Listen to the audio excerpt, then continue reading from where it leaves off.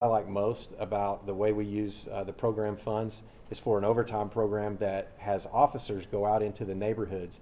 And in these particular overtime shifts that they're performing as part of these fund usage, they're not actually going out and doing what you would think is traditional apprehension and identifying those criminals elements that are out there. They're actually going out and knocking doors in the neighborhoods that we've identified where the issues are, and talking to the folks in those neighborhoods saying, what are the issues, what would you like to see, and how would you like us to direct our efforts? And we'll find anything from drug houses to a particular house that's known for violence. Lots of information is gained through that, and then we come back in on an enforcement side, again through our analysts taking that information, identifying those issues, looking at what crimes we have had happen, and using gun crime and other resources that we have to identify those individuals, and then we go in and target them. And what we found is the neighborhoods that we're going into, because we are targeting the individuals that are committing the crimes, they are very pleased at the results. We also partner with a university locally here to do our analysis during the project to make sure that what we're doing, number one, is working and that we're targeting the correct areas. And so this funding will help us greatly. It also helps the community, because those folks that live in those areas, they want to be safe and be free from crime and other things that are going on around their area. So with that, I'll turn it over to Chief Franklin from the Tulsa Police Department. Thanks, Chief Gorley. I think Chief Gorley hit the nail on the head when he talked about us using money to help fund overtime and do various projects. I don't think a lot of people understand that police departments heavy budget emphasis on just regular patrol salaries, and with our staffings being reduced, in order for us to continue the operations that we currently have, we have to use the resources that we have. And so oftentimes crimes that are committed don't care about whether or not you are fully staffed or whether or not a person has worked 40 hours in their work week. So TPD has really heavily relied upon grants to do some of the initiatives that we've done in Tulsa. Most notably our crime gun unit, and how we do NIBINs and our CJIC program is what's a driving factor for us in trying to help us reduce our violent crime problems. So this is all geared towards violent crime, using funds to help us with human trafficking victims, which is very prevalent within our state. That's something that is kind of overlooked, I think, by most people. And also for us, we'll be using funds for fugitive warrants and our narcotics. All of these are driving factors to the violence that we're seeing in our city. Tulsa currently sits at 56 homicides, and we are working feverishly to reduce those. We reduce that through our gun initiatives, crime gun, and working those cases that really would normally fall through the cracks. So we have significantly increased our prosecution and arrest of individuals involved in shootings that don't necessarily result in homicides, but we hope that does make an impact on our city. So we are very thankful for the funds, thankful for these grants that really help us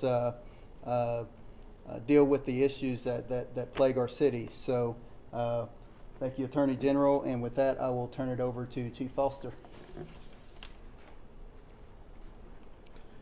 I'm Chief Kevin Foster of the Norman Police Department, and our grant money that we received, we are purchasing a Faro machine, which is something to help us document crime scenes better. It does a complete scan of the crime scene, and from that we can take measurements. We have everything. It's frequent when you go to a crime scene and you may take 200 photos and you come back, you're looking into the investigation, and now you're wishing you would have taken 201. This machine will document those scenes better and help us to better prosecute the violent crimes in Norman, hopefully get more convictions, get more people off the street, and do it in a quicker manner. The big thing is I thank the legislature and the governor for the funds thank the Attorney General for the allotment of these funds to us to get this machine. It will help us tremendously on our lab side and in solving these violent crimes. It's, as Chief Gorley has said, we work together frequently in the area to do as much as we can. Got to commend him for setting up a quarterly meeting between all the agencies around here, including federal agencies, to all work toward the same goal of reducing violent crimes in our area. Thank you.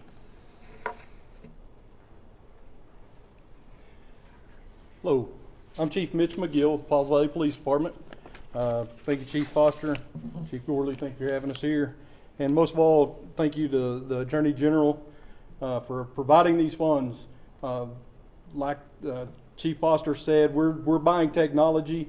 We're, as a smaller agency, the smallest agency by far up here today, we have a real hard time with funding and being able to keep up with the technology of today. And this money today will allow us to buy what's called a live scan machine. It is an automated fingerprint machine. It connects us directly to OSBI and the FBI. We have been doing manual fingerprints for many years. Anybody that's done fingerprints knows that that's not an easy task. Training guys to do that is not easy. It takes time to learn it. It's messy. Once we would roll an ink fingerprint onto a card, then we have to mail it to Oklahoma City. Then they have to see if it's good enough or not, and a lot of times it's not. Send it back. We have to in turn to find, if we can find that person again, re-fingerprint them, re-mail it. It's a very long process. This machine will not allow that. You will only allow good readable fingerprints, so we can know that we got a good set that automatically uploads into the system, sends that directly to Oklahoma City, and it's in the system. That being said, that ultimately helps us keep the bad guys off the street and keep those criminals and try to reduce our crime rate. But again, I cannot thank you enough to the AG's office for allowing us as a smaller agency up here to be able to keep up with that technology. We appreciate it very much. Thank you to the chiefs, and we're open for questions if anybody's got any questions that they want to pose. Hearing none.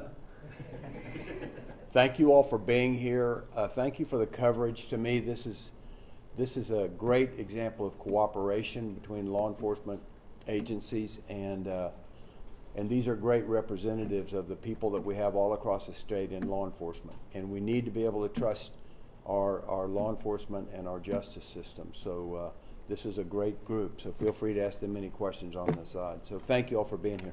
I do have one before, if anybody can answer it. Talking about the needs that are going to be met with this funding today, generally speaking, we look the next year, legislature comes back in the spring, what are the biggest needs facing law enforcement in Oklahoma, moving forward that are maybe not fully met right now? I don't know. I think for me, I would say staffing. Staffing. Yeah. It's staffing. Getting folks hired. We're losing officers, and I think any of these chiefs would say the same thing. Officers are retiring and leaving this profession in way greater numbers than we can hire them in.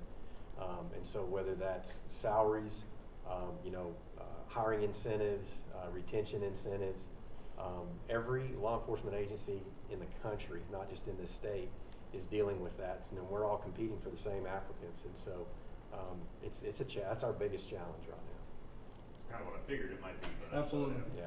Thank you. Good. All right. Thank you all. Thanks.